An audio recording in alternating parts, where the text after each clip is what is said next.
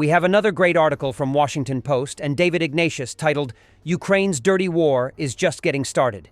Ukraine's daring drone attack against Russian air bases last weekend delivered a serious slap in the face of the power of the Russian Federation, as Lieutenant General Vasyl Malyak, the head of SBU, Ukraine's security service, boasted after the operation.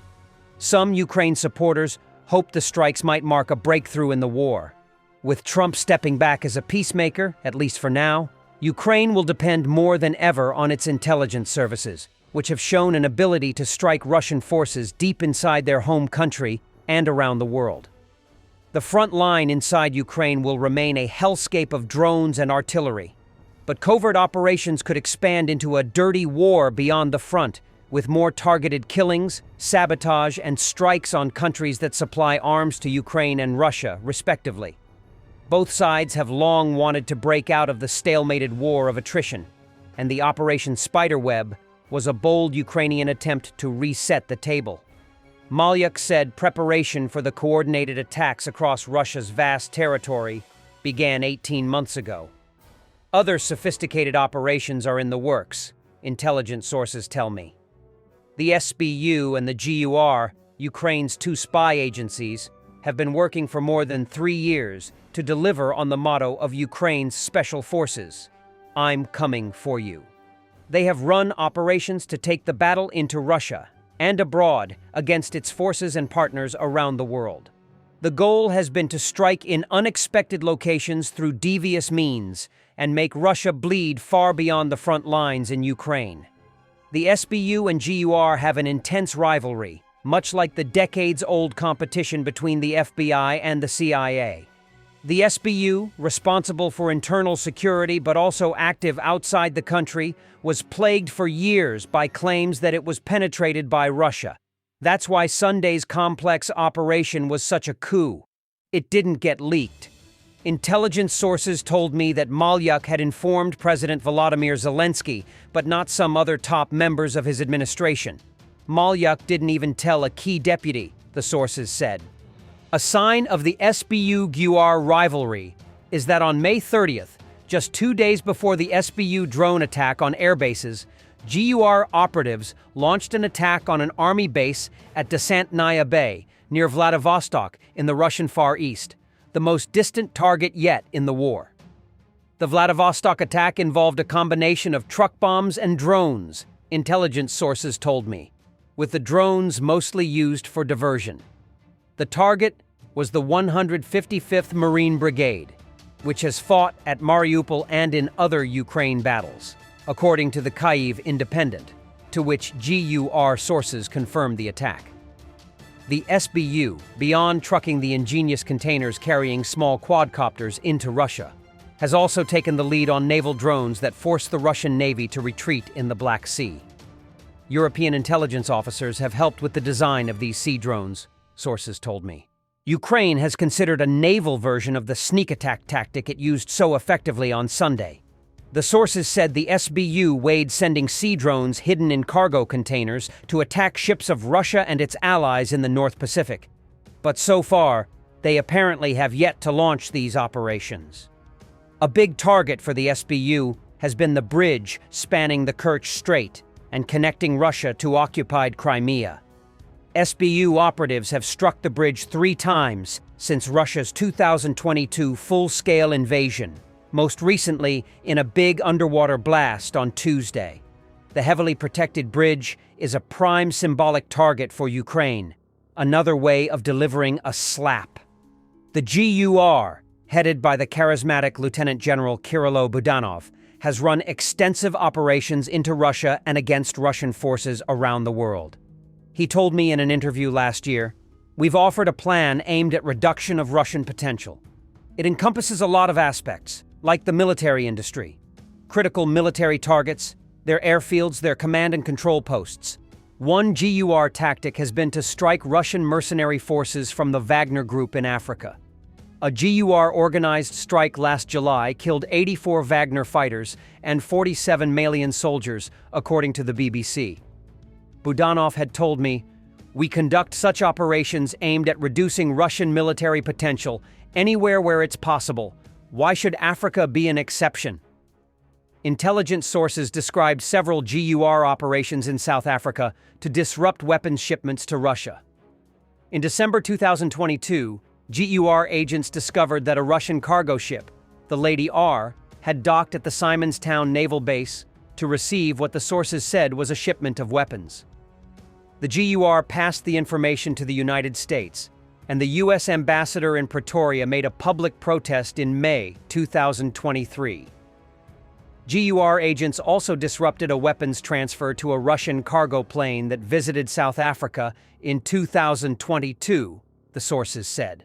When the Smolny, a Russian naval training ship, docked at Cape Town in August, Ukrainians sharply protested.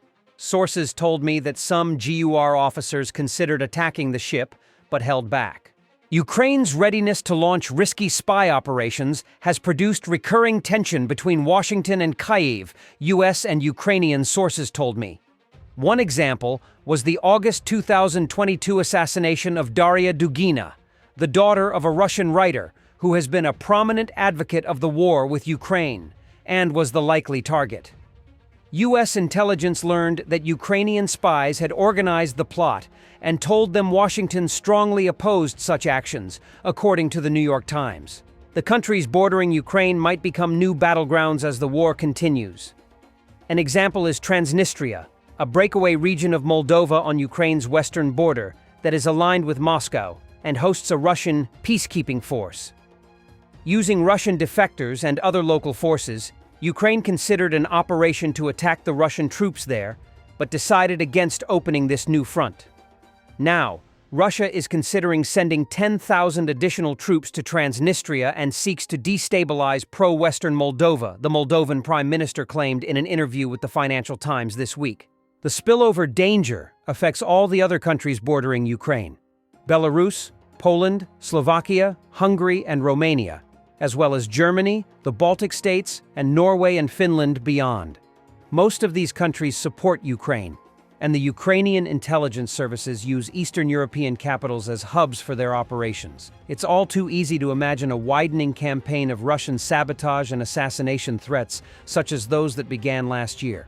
When Trump took office, he appeared to think it would be easy to end this war. He got his answer this week when Ukrainian and Russian negotiators met in Istanbul.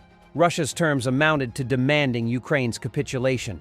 According to a TASS report, Russia's negotiating memorandum seeks Ukraine's neutrality, which means its pledge not to join military alliances and coalitions, a ban on any military activity, and on the deployment of foreign military forces. Ukraine won't be forced to be neutral, it said in its own sheet of terms. It can choose to be part of the Euro-Atlantic community and move toward EU membership. That, in essence, is what this war is about. Trump spoke on Thursday about the terrible carnage of this war, describing gruesome intelligence photos he had seen of severed limbs and shattered bodies. Those aren't children fighting in a park. As the president steps back, the body count continues to climb. Russia's Wagner mercenary group says it will withdraw from Mali after more than 3.5 years on the ground. The paramilitary force announced the move on Friday, claiming it had successfully completed its mission against armed groups in the West African nation. In a post on its Telegram channel, the group said that it had brought all of the country's regional centers back under the control of the Malian military government, pushing out rebel forces and killing their commanders. But Wagner's withdrawal from Mali does not mean the country will be without Russian fighters. Russian mercenaries will remain under the banner of the Africa Corps, a separate Kremlin-backed paramilitary group created after Wagner founder Yevgeny Prigozhin led a failed mutiny against the Russian military in June 2023. Russia does not lose ground, but on the contrary, continues to support Bamako now at a more fundamental level, said a statement by Africa Corps, referring to Mali's capital city. In addition to Africa Corps, Russian security advisors are stepping in where the mercenaries are stepping out, said Al Jazeera's Nicholas Hawk, reporting from neighboring Senegal. Ulf Lassing, head of the Sahel program at Germany's Konrad Adenauer Foundation, told Reuters that while the Russian military engagement in Mali will continue, the focus might change more to training and providing equipment and less actual fighting jihadists.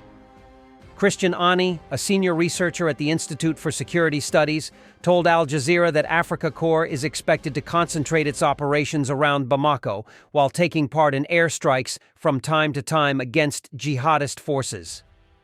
The shift in the Russian presence in Mali follows a spate of attacks in recent weeks that armed fighters say killed more than 100 Malian soldiers, as well as some mercenaries. Jama'at Nusrat al-Islam wal Muslimin, JNIM, an armed group in the Sahel, claimed responsibility for the violence, including one attack on Sunday that killed at least 30 soldiers at central Mali's Bulkesi army base. Local officials told Reuters the military has since abandoned the base. Ukrainian-backed Tuareg rebels have also been behind some of the attacks on Russian mercenaries in the country, reported Hawk. They, Wagner, have realized it has cost them so much to have the boots on the ground, said Ani of the Institute for Security Studies. Malian forces and their Russian allies have meanwhile been accused of abuses against civilians, including a February attack on a convoy that killed more than 20 people believed to be Tuareg, among them children and elderly people. Such cases of indiscriminate violence allegedly involving Wagner forces has significantly hurt the group's reputation, said Ani. I think all that culminated in it having to take a step back. Thanks for watching, and don't forget to subscribe. Also, if you want to support Warthog Defense, please become our member and get early access to new videos, exclusive members-only videos, and become administrator in comment section. The membership link is in the description. Rescues every day. We had a guy last week at 6 rescues in 6 days. He's doing the job every day.